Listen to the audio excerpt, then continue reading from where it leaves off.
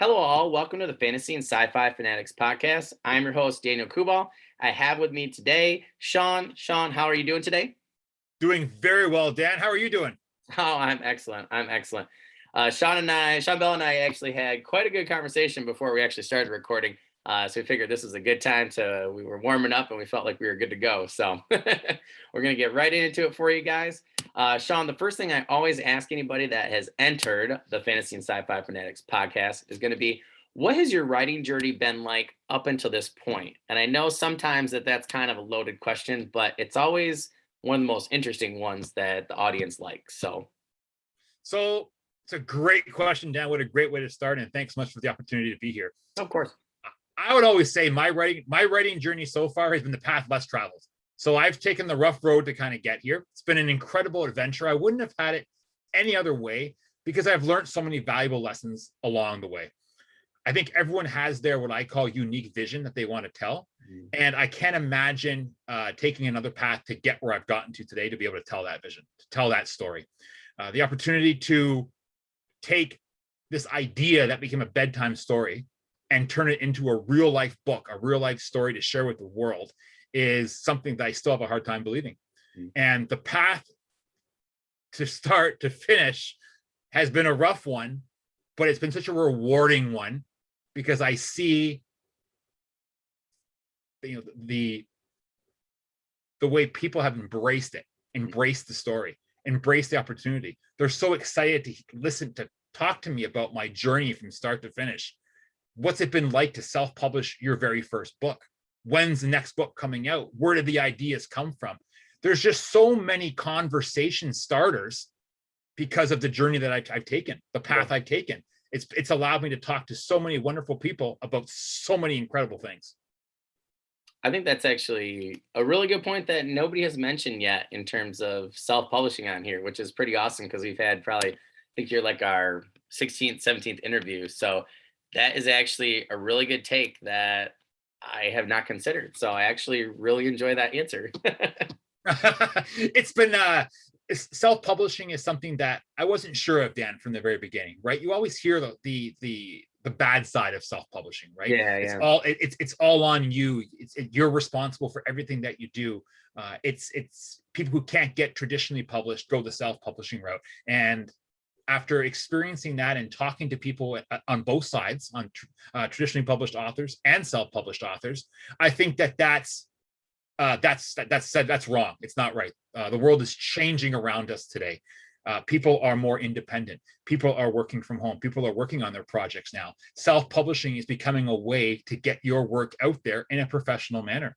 And I was able to do that. I was able to do it with a professional company that specializes in self-publishing with indie authors. And it was an opportunity that allowed me to take something that I love and make it professional. And they made sure it was professional. Their reputation depended on that because they put their name behind independent authors. Yes, it's a lot of work. Yes, you're responsible for a lot of the marketing, the book launches, anything that you want to do to make your book known to people out there is your responsibility. But this publishing company was right there with me, and the tips and tricks and different modules that they gave me to help achieve this wonderful goal of publishing a book is something that I'm going to be using for as long as I write. So the opportunity to self-publish is something that, yes, I was hesitant to do it, but I would do it again because it's been so rewarding to take your vision and make it real. Yeah, it is very interesting. Like Michael R. Fletcher, I think it was him and I talking about it, and Scott Oden, like it is very interesting to take this idea in your head and then make it real for other people. Like I don't think there's very many things like self-publishing personally, because you're just, like you said, it's your vision and you're literally putting it into people's heads. And I can't think of anything else that's like it. It's very interesting. Self-publishing, I look at it, just it's self-investing. You're investing time in you, and it is a give and take process. It is what you put in is what you're going to get out. having the opportunity, like I previously mentioned, talking with traditionally published authors and talking with self-published authors, the self-published authors, especially, and I can't speak for the process that traditional publishers or traditional authors, Dan went through, but speaking from my own personal experience, the story from the beginning is the story that is there in the end. What you want to be in the book is in the book. They will take it and they'll craft it with you to the best possible version of what it can be, but your vision is there. I'm all about unique vision. I'm a storyteller. I love telling stories.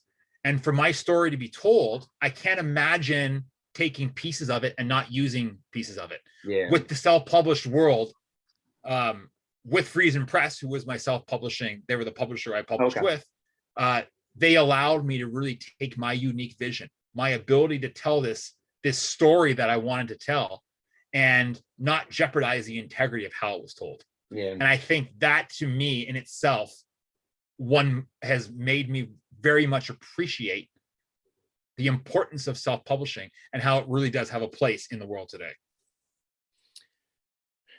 Yeah, I mean, I totally agree with you. I just think that, it has changed a lot. And I was talking to Scott about this, like there are some people that him and I know that, for instance, I had a screenplay and in high school, and my teacher was like, this is brilliant, sends it to a friend of his, and somebody was interested, right? Well, the next thing I know, he goes, yeah, they're going to take this part out, this part, that part. And I was like, so they're interested in the paper I sent them, like they're not interested in the words, and I was just like, I didn't recognize it and I didn't end up selling it. I was just like, no, that like put a huge damper on that for me in terms of screenplays. And I actually think, after talking to other people, like, you and I talked before we start recording, I just think that experience really put a damper on me, I think, for traditional publishing. And, I think back to, just like, I guess what I really want to do is create a brand and a community. And what I want to do is give that to my kids to decide on what to do. I consider that equity, just like a house or whatever. And I just see different people. Fitz Lieber is one of them, right? Where with the Gray Mouser and Farhad, where it's like those books where, he gave those off to, the next author. And that to me, that's equity, and I just consider self-publishing your own equity. And I don't mind doing the work. Even if you make a little less, I just personally would rather have, like I was saying, like I've been doing my own fantasy world for 17 years, Incredible. You know what I mean? I just think I'm like, I don't want anybody to have, I think you're totally right. I don't want anybody to have a say in my baby, and if we're going to do co-authoring or something, I just want, like I'm good about other people's ideas and things like that. But at the end of the day, I want my story to be there and, the world to be there, at the core. So I definitely agree with you. I think it's hard to let somebody else come in, and it's literally like they take your baby, like your child. It is. And I like what you said. I'm okay too. I like to think as an author, as a writer, I'm always learning. I'm always open to experiencing new things, listening to what others have to say. I like that. I think there's so much to learn from the wonderful author community around us. Right. And self-publishing allows you to, they'll make suggestions to you, Dan, right? Like they'll come back and say, hey, Sean, why don't we try this? But they'll never say, okay, for us to move forward, this part's got to come out. Yeah. This has got to come out. This has got to come out. The decision is yours. They could suggest to edit your entire thing. They could have suggestions for your entire manuscript. At the end of the day, you can say, you know what? Nope, I like it the way it is. And you can say no to that, and they still have to move forward with it. Yeah. Now, that being said, they are held to a certain standard. So I imagine they would want to say, look, we're not going to change the integrity of your story. The idea is yours, but we want to try and make it the most professional piece of work that we can. Yeah. Now, I was very impressed with the panel, the team that I had that worked on my book with me, from the editor who specialized in fantasy books, and she'd been doing it for years, from my publishing specialist who kept everything on track during a global pandemic. I was very, very just impressed with the professionalism from both of them. as we all know, editing is the most tedious task of any writer's Oh, I know. journey from day one to end.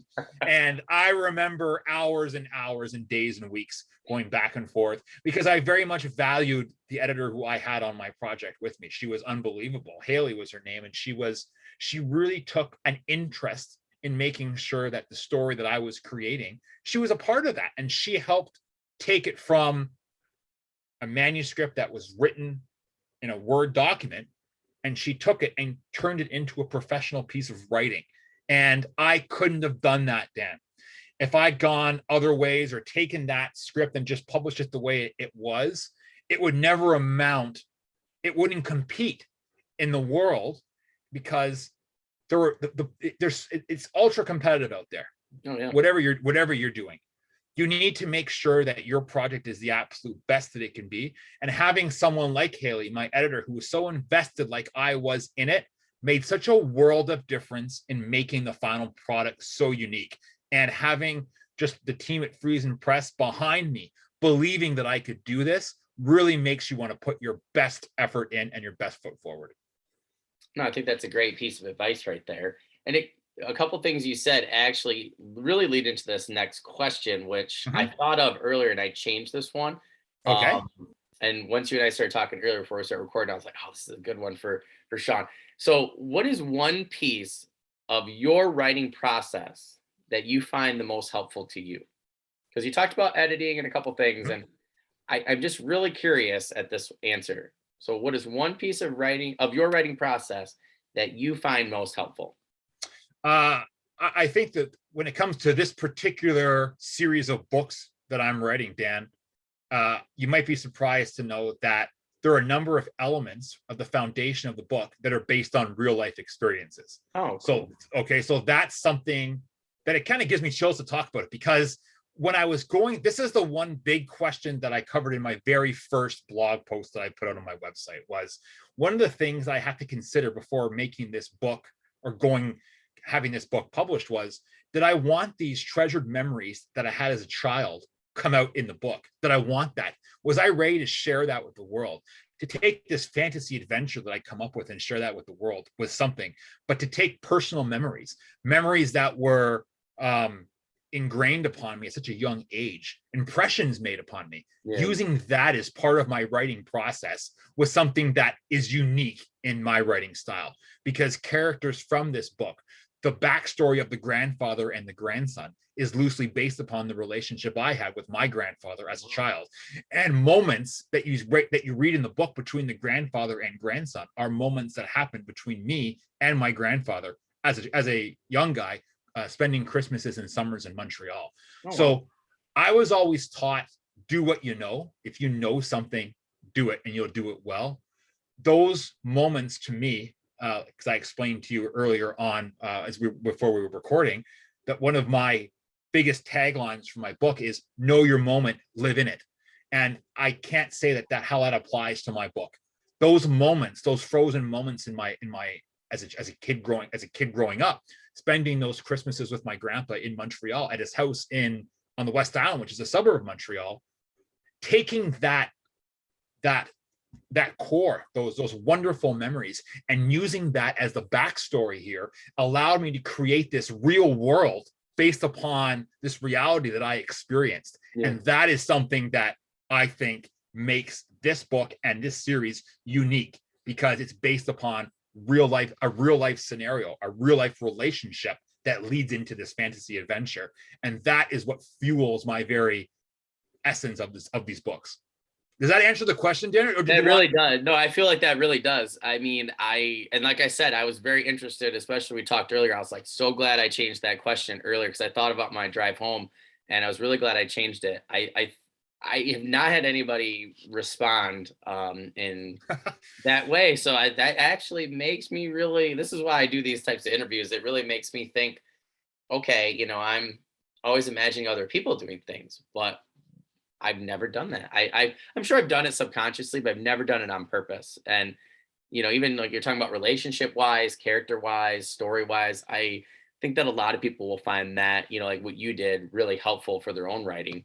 It's like we talked earlier, different people, Yeah, different for sure. different people, and I think that is a very, very valuable piece of advice. And like I was just talking to a friend of mine where she had some, some things happen to her, and she's like, I really think I should write them down. And instead of writing a fiction book, she actually wrote it into a fantasy book.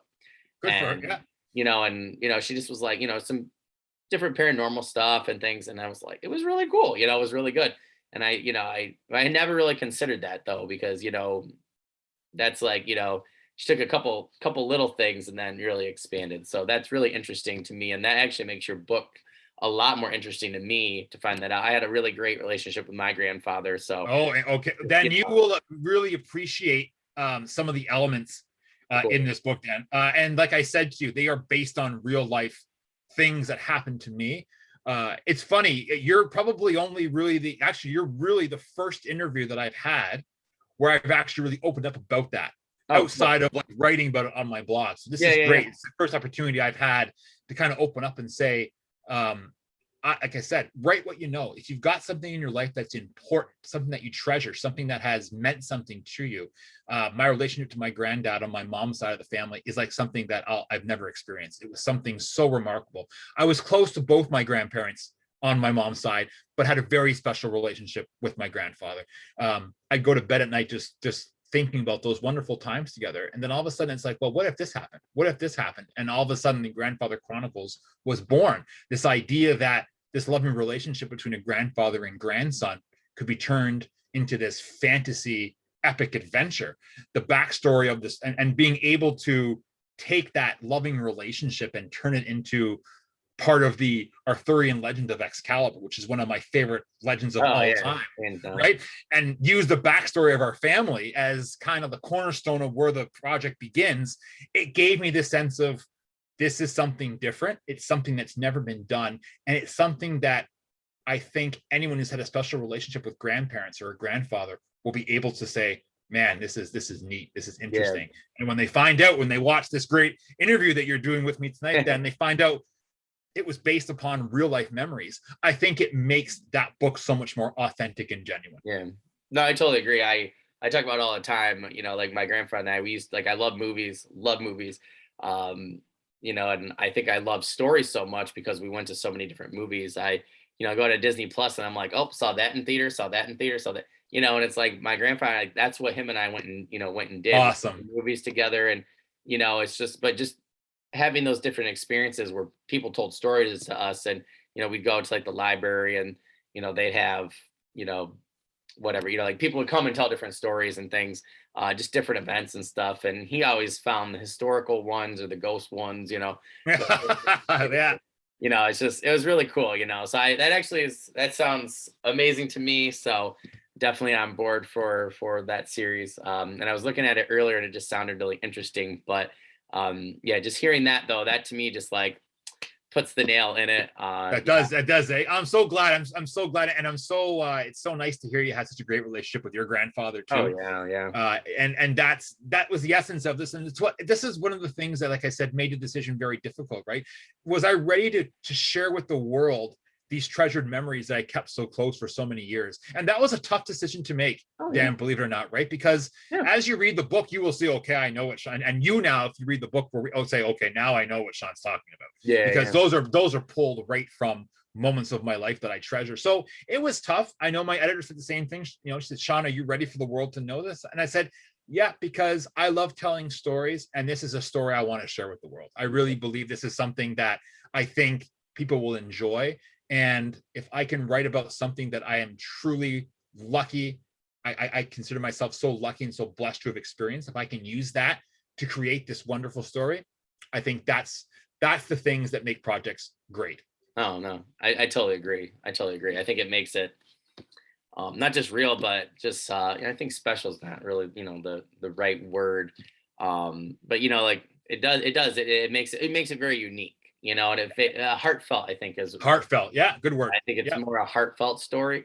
And I think even if you get people that like fantasy, or had a great relationship with a grandparent, you might, you get a wider audience there, and That's right. those people in the middle, like myself going right down the road, I think, that it really sticks with them longer. And, that kind of, they share those types of stories more with people, those types of books more with people, the more heartfelt ones. So yeah, And I think, one of the things too, Dan, just to end on that point, is that people always ask me, well, what's your unique selling point with your book? Like, what makes your book special? What makes your book different from, say, other Arthurian legend books in the way they've been written? And my response always is that my unique selling point is my special relationship with my grandfather, ingrained in this Arthurian legend. And people are like, okay, and I'm like, yeah, but the relationship between my grandfather and I, it's real. It's something I experienced, and I included those. Like, the foundation of what we experience is the backbone to this book. And I think that's what makes that to me is the unique selling point of my book. Is that, yes, it's fantasy. Yes, you've got this great legend of Arthur and Excalibur and Merlin, all characters that I've used in my book. But at the heart of it, you've got this wonderful relationship between a grandfather and grandson based upon real life moments captured by the author himself. And I think that's a wonderful, unique selling point. And I'm so proud to be able to use that. Yeah, I couldn't agree more. And just want to say to people, that is a particularly great story to share with loved ones, say, for the holidays. So absolutely. Because there are moments in that book, Dan, they're taken right out of Christmas morning with my grandfather. Oh, that's so cool. So many years ago. And like I said, people who have read it, it does bring a tear to their eye, even though they feel like they feel like they're living it as they're reading it. And that's what I wanted to do. I wanted to capture those moments, those precious moments. Yes, of course, you want to capture the Arthurian lore. Yes, you want to capture the wizard Merlin. Yes, you want to make sure that those characters, that they are done correctly, and that they are represented in the right light. But you want to connect with people on something that you can relate to, and that's family and the relationship of family. And I think that this I'm so proud of this book and how it does that. And I gotta say, I'm a huge fantasy and sci-fi guy, but I'm and no disrespect, but I'm far more interested in reading the relationship sure, between you and your grandfather, like that. Again, I think you're totally right. I think that's a totally unique take. You got Percy Jackson, mom there, that relationship, you got the dad in there, even you got other books like that, even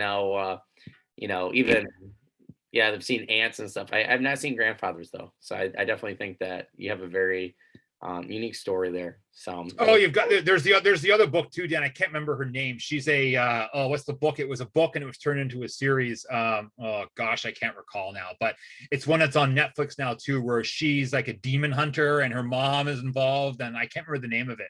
And it's totally know what you're talking about.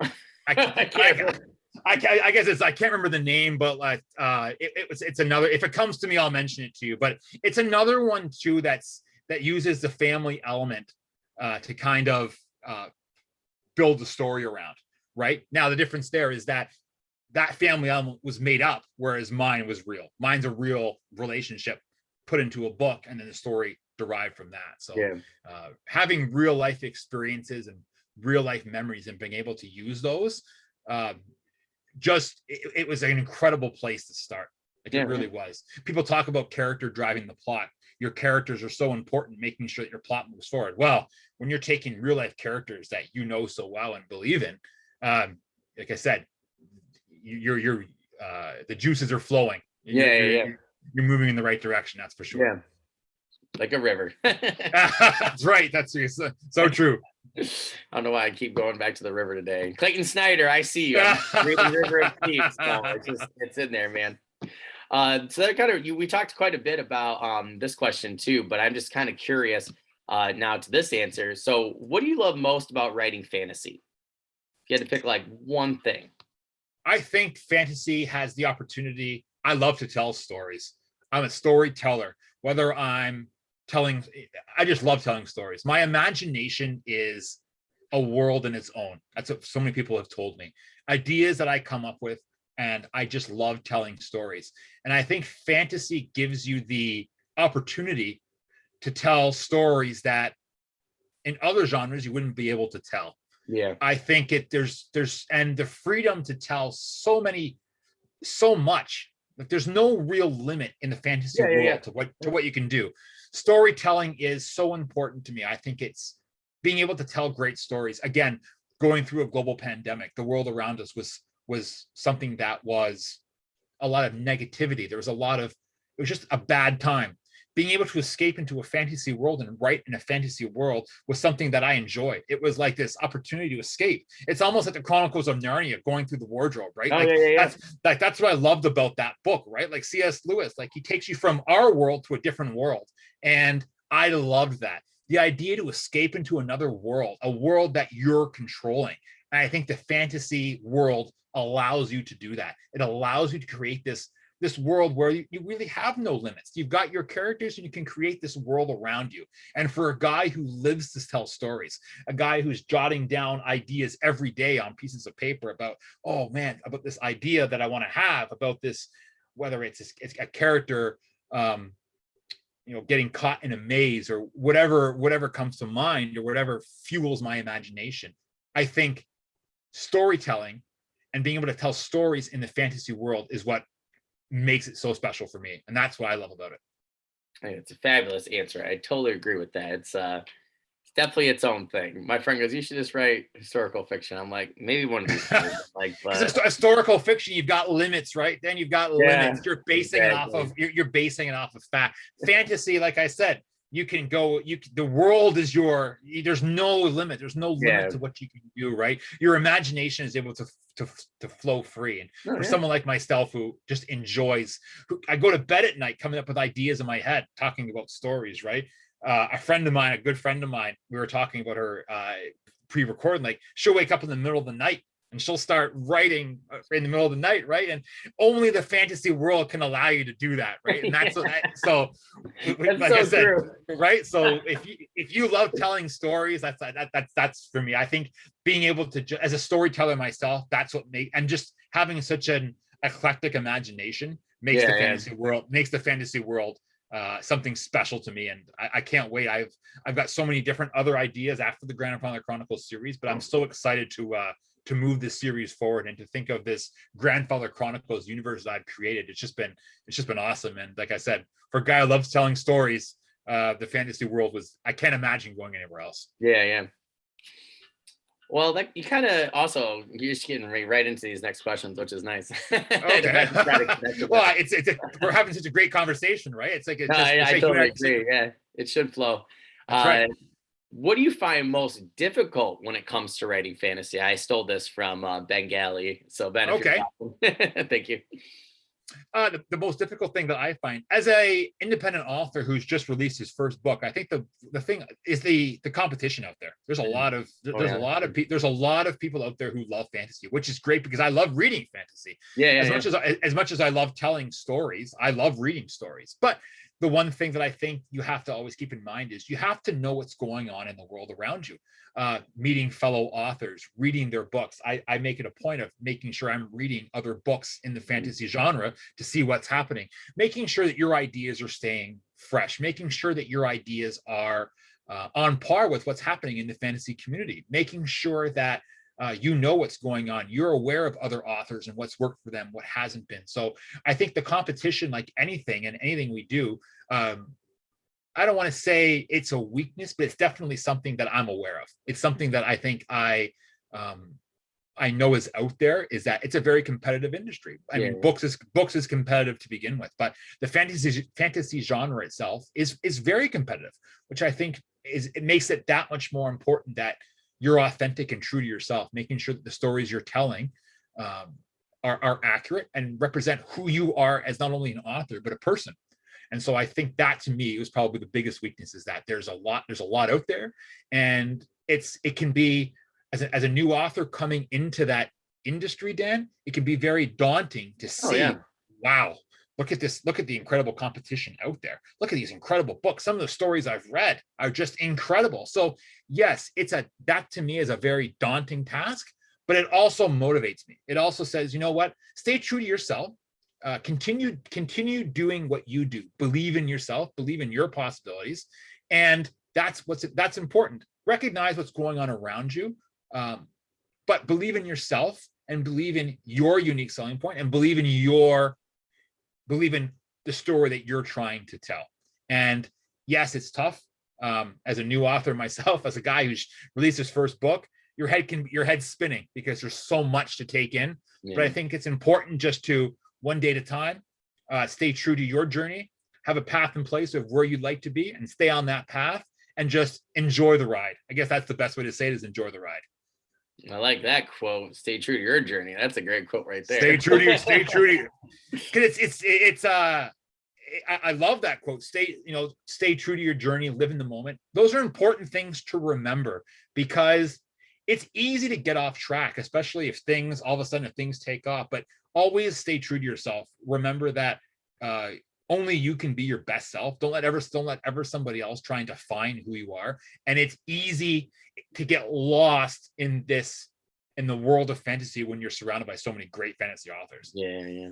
Well, I think too, like, I think you make a great point, because, like I was talking to Mark Timoney about this. I'm like, I love the Forgotten Realms. I love Dragonlance. I said, I do want to fill the niche, so now they're not publishing those newer ones. And, but I did say at the same time, I'm like, I want to tell my story and not someone else's regurgitation of a story. And we talked a lot about like how to, really fill that line. And, sometimes it's kind of hard. I was talking to a couple people about that, and, you're like, oh, I want to be like this person, but also I want to tell this type of story. And then, if it's subconsciously or what, then all of a sudden you start telling just a rendition of their story, and you're just like, wait a minute. So I just really enjoy how you said that. So good. I jotted something down here, Dan, that I want to tell you, because it came to me as I was talking to you. The title of the book, because I read them, and the story is called Shadowhunters, and her name is Clary. Okay. Sorry about. I know it's totally. No. I'm glad you said that, because I totally forgot that they did a TV show for that. Yes, they did, and this, because I actually read the books before they even came out, and they've actually did the first movie, and then they've done the series, and then it both kind of stopped. But the idea that she was a mother-daughter kind of relationship, and the father was kind of the antagonist in that, right? But again, the author created these characters where, like I said, not to go back to the question, but the family I create is my own. It's memories, but the point I guess I'm trying to make is there have been successes in the fantasy world where they've taken that family element and put it at the core of the story, right? Oh, well, I think you're totally right there. I mean, you take a look at, like, let's just talk about the other half of this podcast, right? Sci-fi. You look at the family element. I mean, Darth Vader, Luke Skywalker, Leia. I mean, there's a family element for you, and I definitely, but I think that it's different in your circumstance, because again, you're using a different facet of that, again, George Lucas created that family, unit, and the history, the emotion, and I think you using, your own, again, I think is very unique. I haven't heard of anybody doing that. I've heard people, creating different characters for that reason, but not, expressly doing it in the manner that you've done. So it's definitely unique there. Yeah, like I said, I don't want to. I know we've been talking quite a bit on that point, but and that's, that was that. I always had that vision, and I always knew that was going to be the cornerstone of the book, right? I always knew that this was going to be the idea, and we were going to build the story around the relationship between the grandfather and the grandson, and bringing my mom into it, and having a character based on her, and other characters. I liked, it's actually interesting. I had somebody ask me, are any of the characters besides the grandson, how did you come up with the other ideas for the characters? And yes, they're loosely based upon family members and different relationships I've had over the years. But I can also say that there's a part of me in every character, because I had to, although I experienced the memories with my grandfather, and I don't want to get too far into the plot, but other characters in the book, although I experienced it with those real life characters, I had to write those characters into the book. So there is a bit of me in every character, because I'm the guy who's kind of taking those real life characters and turning them into this fantasy family that's at the core of this adventure to discover the real truth behind their family bloodline. So there's so much there. It was such a unique opportunity that I just wanted to tell the story. I had to do it. Yeah. That's excellent. And that actually leads me into our next question here. Excellent. So I was taking a look here, and of course it must have disappeared on me earlier when things crashed right before we started. So I was taking a look at your Goodreads for book one, and of course that's not going to let me go there now. I just really liked your tagline for book one because there was a little portion off that it did show me for the book. Of course, it not show me. I just thought it was excellent. So I was really just curious at how you came up with. Are you talking about the tagline, Dan? How far would you go for family? Is that the one you're talking about? Yes, I was just curious as to. I just thought that that was excellent, and I was looking at a couple of your other ones too, and I noticed, just your quotes in general on, your website, that one, and then that was like kind of spaced out separately on Goodreads compared to the rest of the story. I was just curious at what sort of process you used for that, because all I had to do was just read that first little spot there. It was only like 2 or 3 sentences before even explaining the book, and I was already sold. Okay. And I just felt like you wordsmith that just perfectly. So I was just curious, and it's like I talked to Miles, her as well.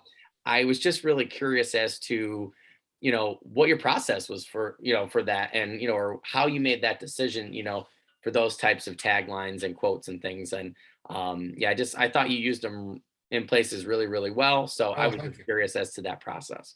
Yeah, thank you, Dan. I love hearing that. It's one. Thank you so much for the comment. So one of the things over the years that I've learned the hard way is that I have done a lot of work in media production as a producer. So as a producer in media production, you are responsible for pitching ideas to people to try and get people to agree to your projects. I've worked with professional hockey players over the years. So Cool. they get a lot of different requests to do different things. So you have to separate yourself from other requests. And it's funny, I was having a conversation with my brother tonight. It's amazing how these things always seem to come full circle, right? And he was asking me, he says, Sean, how do you make your pitch stand out from other people? And I said to him, you may only get one opportunity, okay, to pitch to somebody who you want to get to. That might be it. You might send out 500 letters and only get one opportunity. You need to make sure that that one opportunity counts. You need to make sure that in that pitch package that you are capturing everything that you can and making it enticing for who's ever reading that. Yeah. Because chances are, if I'm submitting, let's just say, okay, I want a Jessica Jones kick. So I'm going to use Kristen Ritter for an example. Yeah, right? yeah. So there are tons of people who might submit proposals to Christina Ritter, right? Or Kristen Ritter, sorry, right? You have to make your proposal stand out. And even that's not guaranteed, because you're going to have to get through what I call a panel of her people first before you even get to her, right? So it's important to know and believe in what you are trying to sell or pitch to them. If you don't, you will go nowhere with it. So you need to be able, in my opinion, now people might agree with, might disagree, you need to be able to sell your idea or sell or sell your book, your idea, your product, whatever it is, in one sentence. Someone should be able to read that one sentence, okay? And that one sentence should either say to them, yeah, I'm going to read the rest of this email, or no, I'm going to go to the next one. I always made it a point in every pitch package that I sent out to make my subject line unique. Don't have just redundant text in your subject line. Have something there that catches people's interest, something that is going to stand out when they're looking in an email inbox and they see all these emails. Have something that stands out. So it took me a lot of years, Dan, to come up with these sentences, what I call taglines or log lines, things that define your project. But in order to come up with these projects, these taglines, these log lines, you have to believe in 100% in what you are pitching. Because if you don't, it's going to come somewhere along the line, it's going to catch up to you. So people who have not had a lot of success with that, I always say, well, are you just trying to get that contact, or do you actually know that story? So it's very important that you believe in what you are trying to pitch and trying to sell. And my process to coming up with these log lines is that I may write down 50 at once, things that just come to my head, all to do with my book. And then from there, I'll cross stuff off, because I've been doing it for so long now with respect to pitching, whether it's to other producers or to production companies or trying to reach out to celebrities or people for book reviews. You have to be able to entice them to want to read what you are pitching or selling to them. And if you don't believe in it, you won't come up with these ideas, because people should be able to read these taglines and say, wow, you can tell he's put a lot into this book.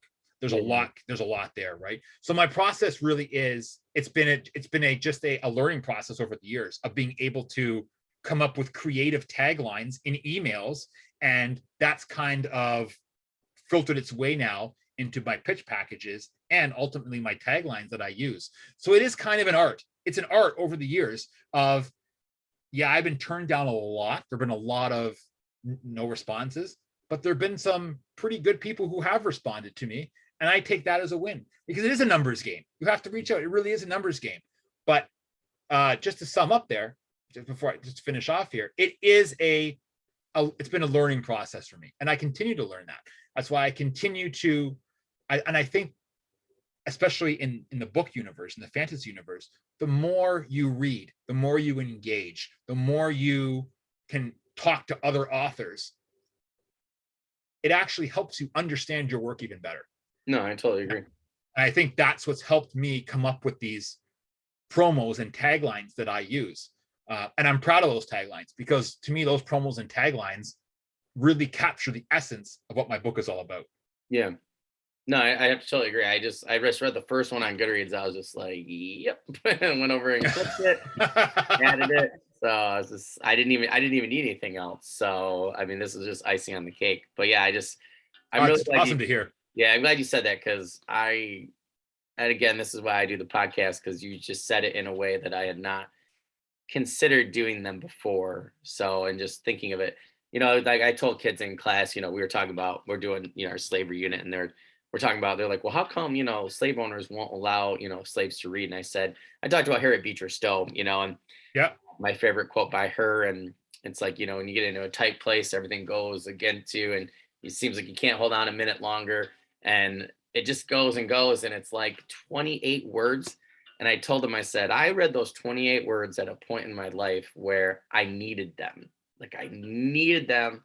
And that idea of, you're about to give up, and that's the time when you're not supposed to give up. Like that's her whole point. And I don't know why, she said it, everybody's always said that to me, but she said it in a different way. And I read it, and it just, I don't know, something clicked there. And I think, how you explain that too is the same thing. Like, and I try to tell them, I'm like, ideas change your life. I said, that's why slave owners didn't want, their slaves getting these ideas. I said, it literally changed their life. I said, no question. And I said the other day, I said, you guys are showing up on time.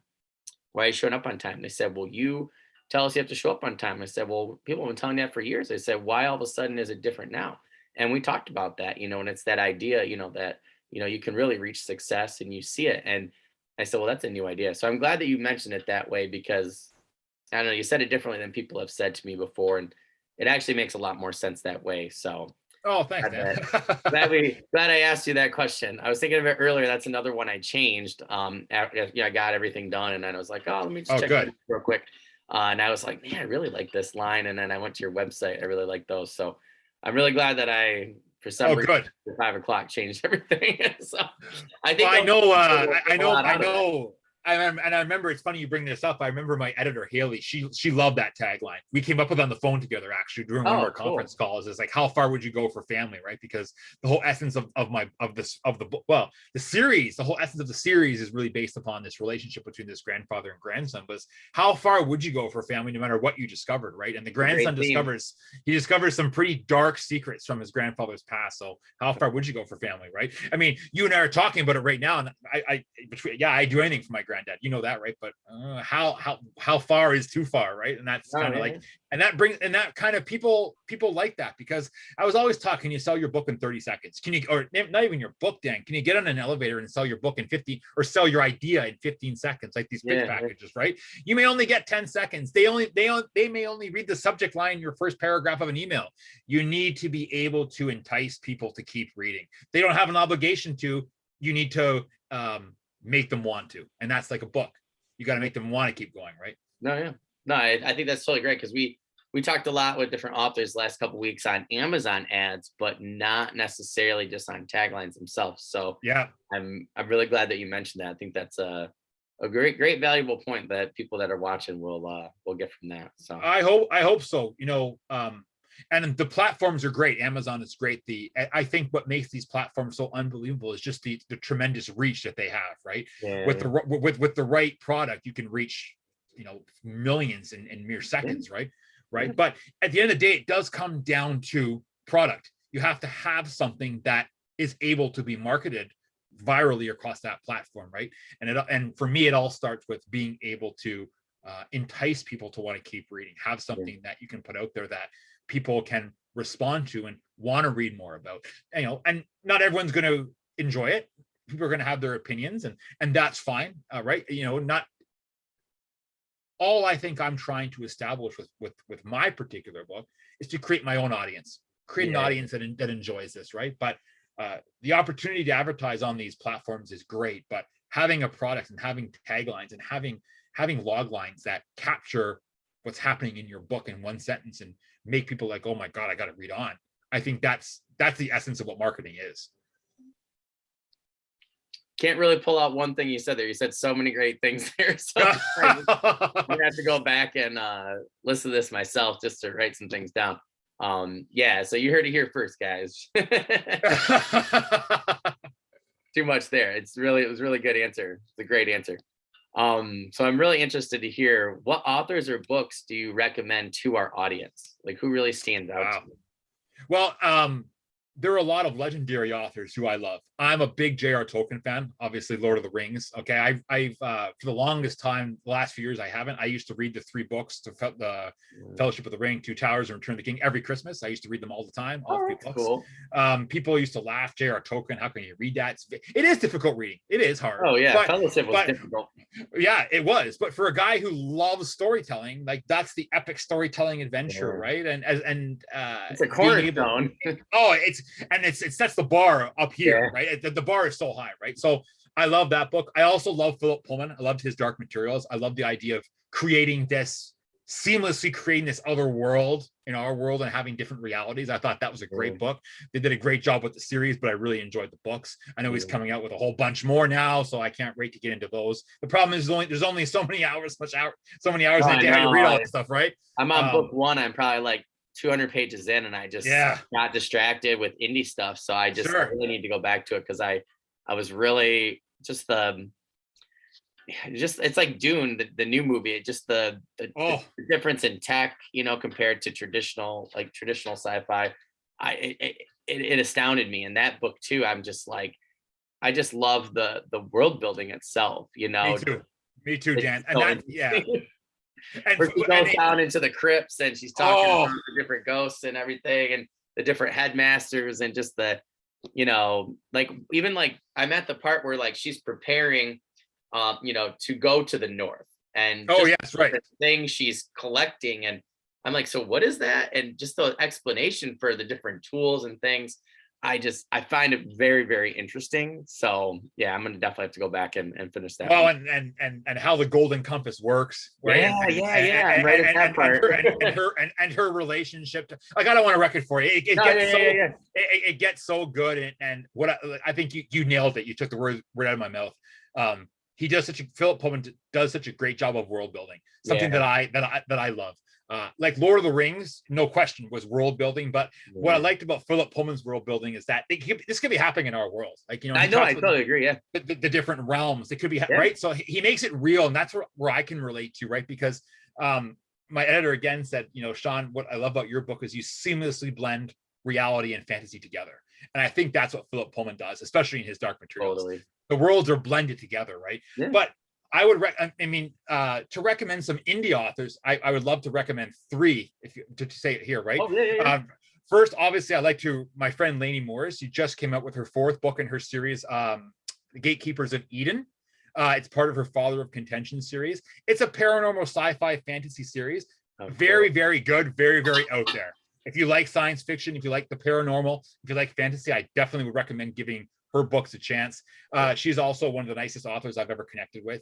She's always ready to, if you want to reach out to her and talk to her, she's ready to talk. Anything indie, fantasy, she's there. Check out her website, Lainey Moore's. She's an interesting author. I'd also have to represent my second one is, her name is Ava Alton, and she's a European author. And what I love about her is she has, although vampires and witches have been done in so many different ways, Ava Alton again has taken the witch and vampire genre and made it so unique in her own vision. Oh, cool. And what I like and what I love about her is that she's made it real. She's take. So, I mean, I'm into that stuff. I love science fiction. I love witches, Salem, all that. All that stuff really gets to me. I know vampires have been done tirelessly, but what she does in this book, Dan, the relationship she builds between this vampire and this witch is something incredible. I definitely would recommend checking out Ava Alton's books. The first one's called Scarlet Witch or something. Stray Witch. Stray Witch is her first book. I actually have her book one on Kindle. Okay. No, that was one of the ones that I got a while back. They gave me the promo thing, and I was like, yeah, sure. Definitely check out that one. That's a good one. And again, she is another neat author to talk to. Her imagination is really quite incredible, and to talk to her about where she came up with the ideas of her characters, there's some realism there. So talking to her would be incredible. The last person I want to mention is probably the guy who has really helped me on Twitter, and his name is P.L. Stewart, and he's the author of the Drowned Kingdom series. I talked to him. Incredible guy. He would give you the shirt off his back. He is ready to help anyone. He's so eager to sit down with you and talk about storytelling, world building, fantasy. And he is already, believe it or not, he's released his first book, and I believe he's already in the editing stages of book 2 with Friesen Press. What's neat about PL is he and I both came through Friesen Press. That's the self-publishing company. So we both came through Friesen together, so they call us the Friesen brothers, which is kind of neat. And he and I have become very, very good friends through Twitter. Believe it or not, we've never met in person yet because of the pandemic. We're trying to do that down the line, but I would definitely recommend checking out A Drowned Kingdom. What an unbelievable story. And if you want to talk about someone who knows how to tell stories and storytelling, it's PL. He knows how to write. So definitely that would be another recommendation for me for sure. And he's on my list excellent for second season. We had talked a little bit. Good. Dropped off there. So he kind of popped back up on Twitter today. I was like, oh man, I keep forgetting. You'll have an incredible conversation with him. He is one of the easiest guys in the world to talk to, and he's so genuine and authentic. Just a great guy. I taught, before, we both have been pretty busy the last few weeks, but we were talking once a week on Zoom, and he's an incredible guy, and he's another guy that is just there to help. He's there to provide so much insight, and he's been through a lot of what we've talked about and still going through it. And he's just a great member of that community to be able to talk to and get insight from. And like I said, he really, really, really, he was the guy who really helped me with Twitter, really helped me figure it out how to use it for my best possible use, and to try and say to me, Sean, that it's not just a selling platform. It's a platform to engage and get to know people. And if it wasn't for Twitter, I wouldn't have met him. So it's been just like I said, he was probably the first author I really had the opportunity to really sit down with and really get an idea of how the indie world and self-publishing world works. But like I said, he's been an incredible colleague and just a wonderful friend. And you guys will have a great chat. You'll have a great conversation on here. He's just a great guy. Definitely unique storyteller. So I was looking for sure. Looking Absolutely. at some of his stuff the other day. I was like, oh, that's so cool. And he's just, like I said, and he has such a warm way of talking. Everyone has their own way of communicating. He has just this warm presence when you're talking to him. You enjoy every second with him. And whether I've chatted with him for a number of times now, and I look forward to every call with him, because even if you're having like a rough day and you're, say we're working on something that's not going right, just sitting down and talking to him just really helps you come back to your journey. Stay on your path, stay on your journey. So definitely worth checking out A Drowned Kingdom, and definitely checking out P.L. Stewart. He's just an incredible guy. That's awesome. My last one here, So this is your time. Any promotions, news, updates, anything like that? So I'm a couple of things, Dan. I won't Okay. keep you here, but I'll just start off with the best place to start if you're interested in becoming part of the Grandfather Chronicles universe is to visit www.thegrandfatherchronicles, all one word.com. That is the official website. You can contact me through the website. There are various links from the website to purchase the book, whether it's through Amazon, whether it's through Friesen Press, which is where I publish the book. You can also Barnes and Noble. We've made the website very convenient. So if you're in the US or in Canada, Amazon.ca, Amazon.com. There's Amazon UK link and even the Amazon India link, because India, I have a large following in India who are really enjoying this fantasy adventure. So the webpage is the best possible place to start, Dan, because everything is linked to that webpage. All the news, upcoming promos, upcoming events, everything is all on that webpage. So be sure to go to the webpage, go through those links. I am on Twitter at Sean, Sean R. Bell. So all one word, Sean R. Bell. I'm on Twitter and I love engaging with people on there. It's how I met yourself, Dan. It's been amazing to meet so many great people on there. Twitter, I'm on Twitter. Again, love chatting. I'm on there 3 to 4 times a day, and there's always stuff going on there. I'm also on Facebook at the Grandfather Chronicles. The Facebook page is kind of like my jam. I love the Facebook page. That's where a lot of great promos are shared, photos, pictures, Grandfather Chronicles, anything to do with the family. There's pictures I sometimes will share on there, as well as Twitter of myself and my grandfather as a young kid, cool. Right? To show people that this is who I am. This is where the idea kind of came from. So the Grandfather Chronicles on Facebook. And as for any upcoming promos right now, as I mentioned to you in the pre-recording, Dan, I am going to be on what's called Storytellers on Tour. They are they have a Twitter account, Facebook page, and Instagram account. And what they are is a company that puts my book out to unique bloggers, reviewers, and anyone who wants to do reviews or help promote the book will contact them. They'll get free copies of the book and they'll promote the book through various platforms that they run. It's a 7-day program that runs from December 12th to the 18th. So it's right around Christmas time. And yeah, and like I said, just tune into the website for any more promos. There's lots coming down the pipeline. COVID's put a bit of a dent in some of the stuff that we want to do. So we've had to be creative with what's coming. But I think the best place to start is just tune into that website, try that website. And like I said, I've made it very easy to navigate to all the various different platforms from there.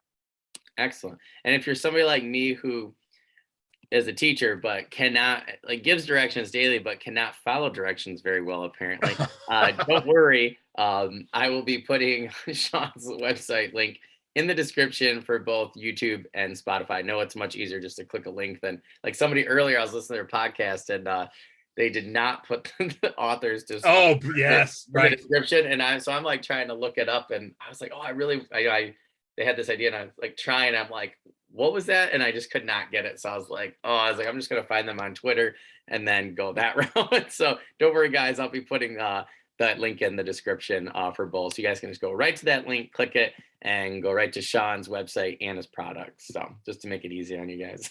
Wonderful. Yes, for sure. When you see it in front of you, it's much easier to click on it. For sure.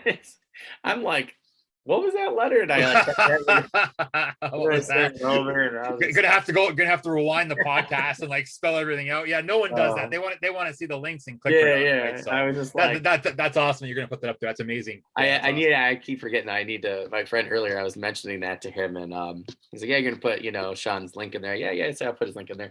He goes, "Yeah." He goes, you should tell your friend, to go back in his podcast and and do that. Sure. Yeah. I'm gonna have to remember that, but yeah, we'll make it easy on everybody.